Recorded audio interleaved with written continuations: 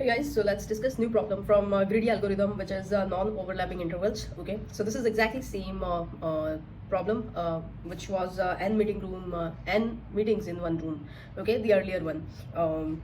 So here you have given this intervals. Okay, so currently if you see 1, 2, 3 and 4, so one interval is 1 to 2, another one is 2 to 3, then 3 to 4, and then 1 to 3. So here you can see if I remove this overlapping intervals, so I will have remaining 3 non-overlapping intervals. So I need to find minimum number of intervals I can remove so that the rest will be non-overlapping interval in resultant. Okay, so how we will do that, it is similar to the earlier one. Okay, so you just sort the given arrays on the basis of AND time. Okay, so sort by AND time. Okay, sort by AND time. So what it would be, 1 to 2 would be here, then 2 to 3, 1 to 3 and 3 to 4.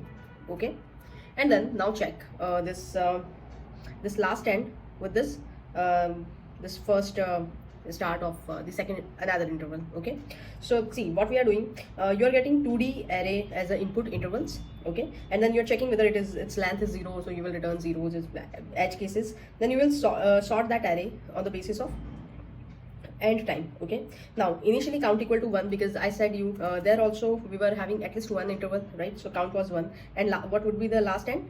Last end will be this 2. Okay, the first one's end. Now you're starting I from 1 and not from 0. Why? Because you have already taken care of this one.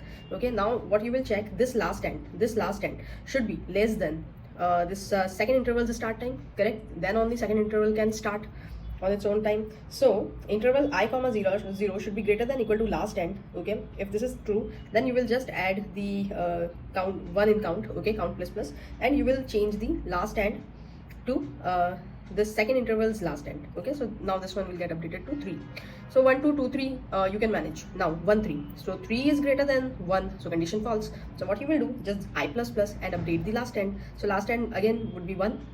Okay, now this is 3, so you check equal to also. Okay, so this is fine, so you will do count plus plus, and now your last end will update to this interval's last end, so this one will be 4. Then I plus plus, so condition will be false, and then you will return interval length minus count. So what was the length? 4 minus 3, so one interval you will remove. Okay, erase overlap interval, the question name is this. So you will remove one interval and you will get all the non-overlapping interval array. So that's it. Thank you.